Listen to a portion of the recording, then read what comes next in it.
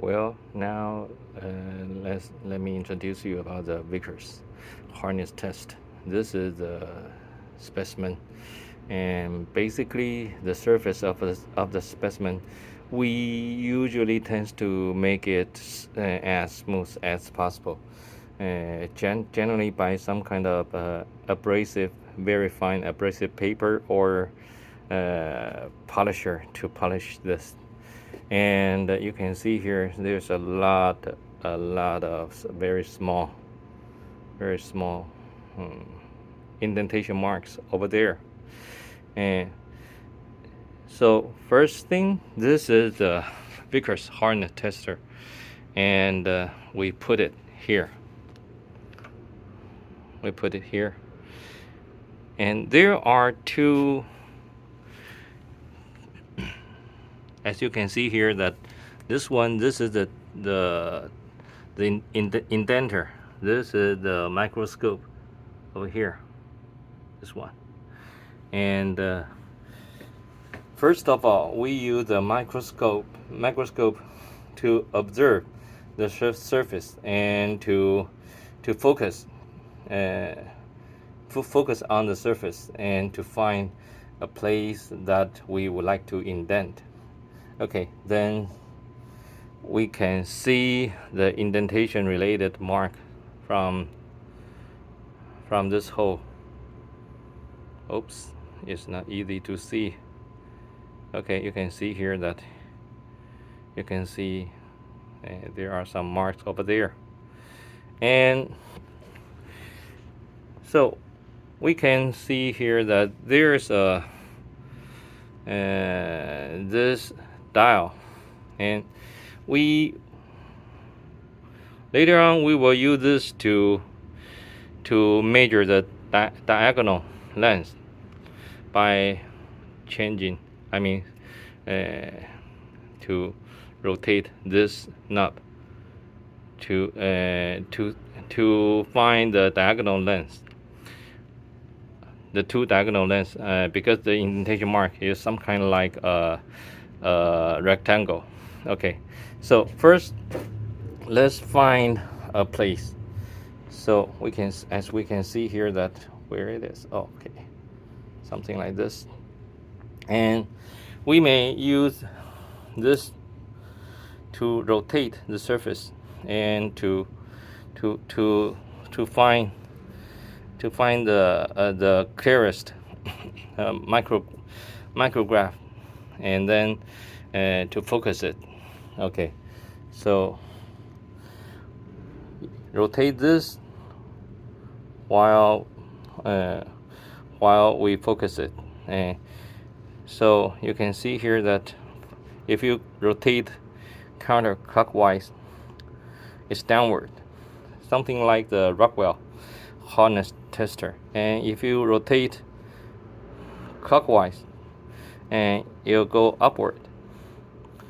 So then by using this, we can try to see from this, and we can see whether it's being focused or not. Okay, so let's see. Oops, it's better and better, and you can see the surface. Oops.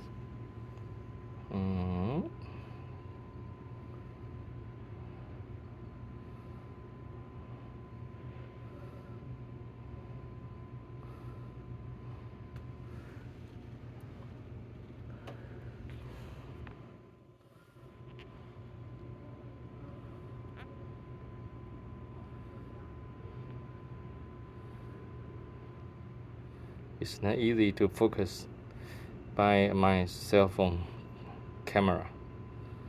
Okay, it's about to be let me see, not easy.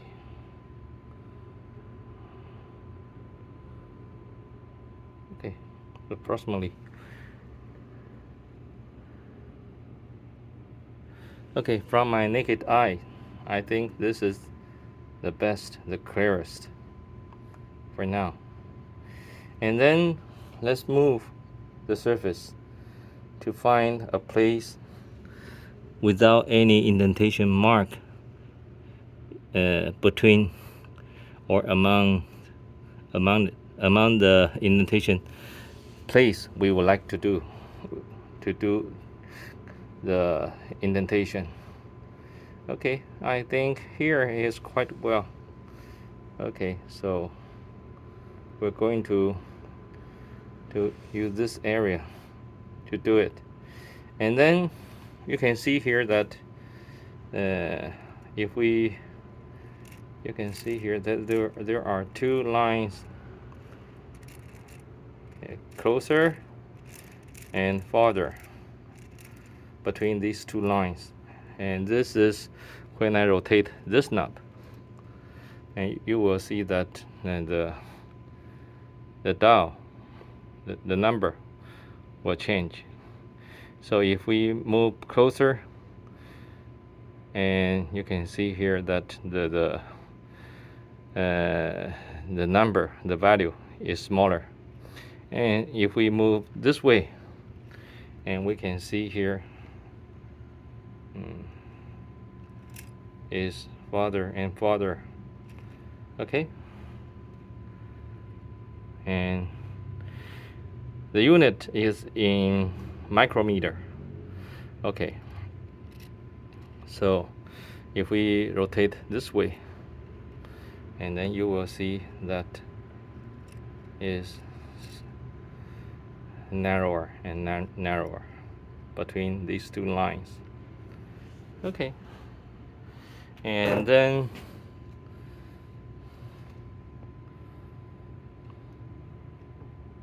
we will use it after the indentation. And now, however, we don't have to use that for now. But however, I like to introduce you about the two knobs, one on the right, one on the left. Okay, for the left knob is to move. Okay, let me see. Easy. Okay, here is to move the line. Okay, either toward, if we move like this, okay, and then we will see that the line will move toward the left. If we move this way, okay, then we will see that the line will go toward the right. Okay, so for this knob is to move the two lines either left or right. For this knob is to control the width between the two lines, and we will use these two knobs to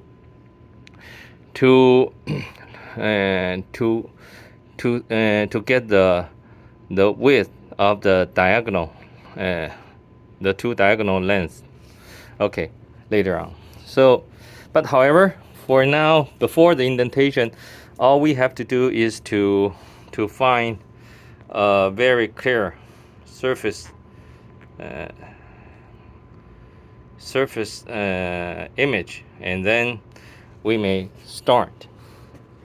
And so when we use the microscope to find a very clear view, and then let's move this toward the indenter side here. Okay, and then now in the indenter is on top of the surface. Okay, so now let's see here. We have some knob to set. For this one, this is for setting the load. Okay, so we set the load. The load may be, as we can see here, that maybe 5, 10, 20, 30, or 50 kilogram force, kgf. And sorry, you may use either one. If for a softer material, and use a smaller force, and if it's for a hard surface, and then we may use a larger force. And how to choose? And we can see here that the result should be in between 250 500 micrometer. If the indentation mark is between this range, which means that the load you selected is applicable or suitable. If it's a bit too small, which means that the load is too small, and then increase the load, and then to indent, to test the hardness again. And if the value is too large, larger than 500, which means that your load is too large, and then to decrease the load to make the indentation mark to be smaller. Okay, so by switching this, you can see here that we can set different value. This is 30 and 50, and this is the most. 50 is the heaviest, and then we can set the value over here. Okay, so assume that we use 20 for this. Probably is suitable. Let me check. And there are other two knobs over here, and this is to adjust the brightness of the lamp, which is the one that when you would like to observe through the microscope, this is the brightness of the when observe this via the microscope. So if it's too dark, and then you may adjust that to make it this way, to make it brighter. Okay, and here, this is the timer. This is to set the dwelling time of the of the indentation, and generally is between 0 to 15 or 10 to 15. It is impossible to be 0. It's generally is 10 to 15 seconds, and if the value is different from 10 to 15, and then we will specify that the time is larger than 15 seconds. Okay, now we set it at 15 seconds. So with everything set, and then okay, now the indenter is over here. There's a button here, and so when we press it, the indentation will start, and it will stop automatically. Okay, let me press it. Okay, now it's engaged, indenting. Okay, and then disengaged. Okay, so now the indentation has finished. Okay, so now let's move back to the microscope and to see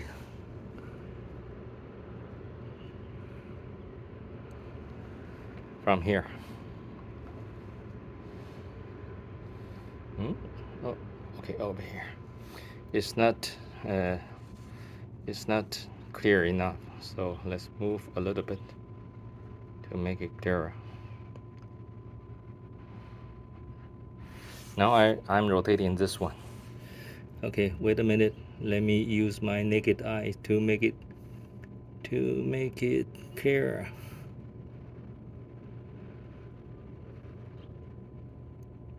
Okay, now as you can see here that it's clearer,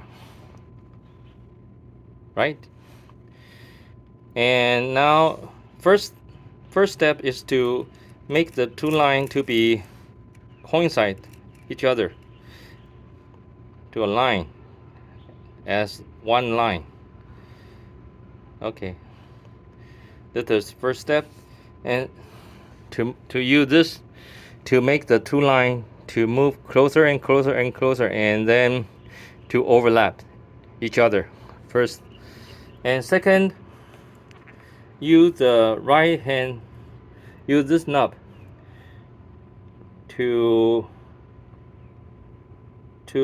let the line to be in contact with one end here. And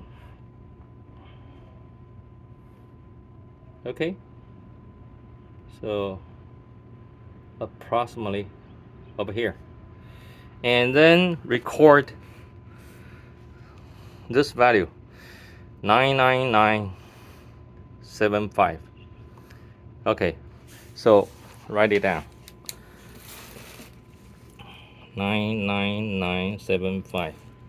Okay, I wrote it down. And then oops,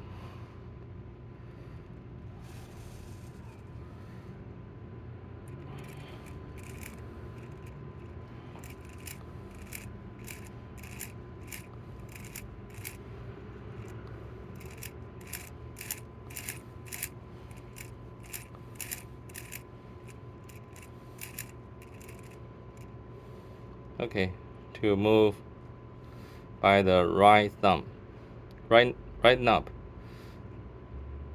Okay, to approximately this range.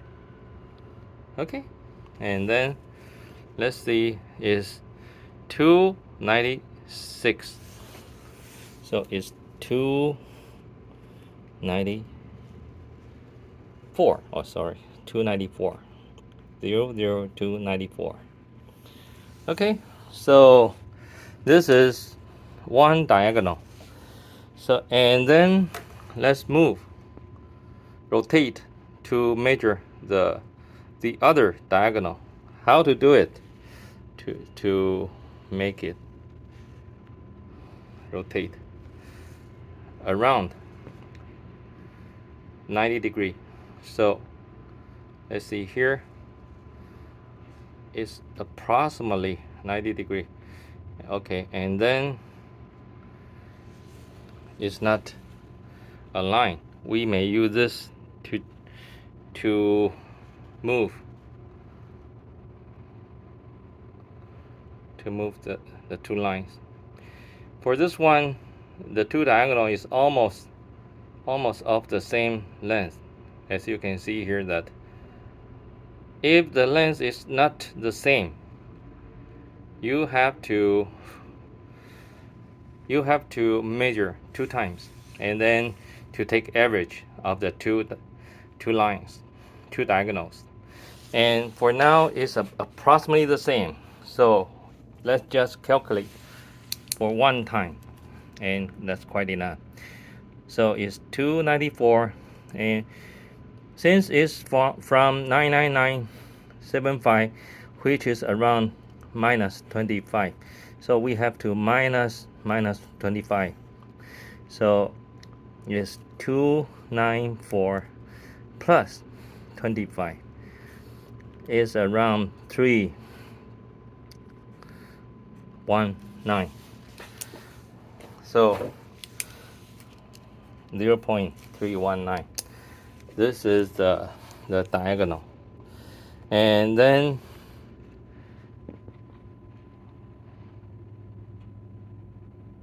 that ends our testing. Okay, this is just for one test, and generally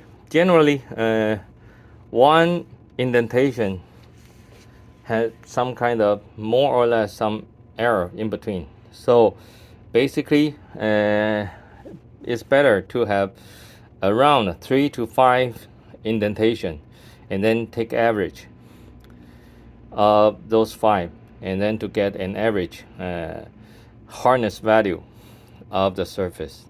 That will be more statistically correct. Okay, and that ends the brief introduction of the Vickers hardness test.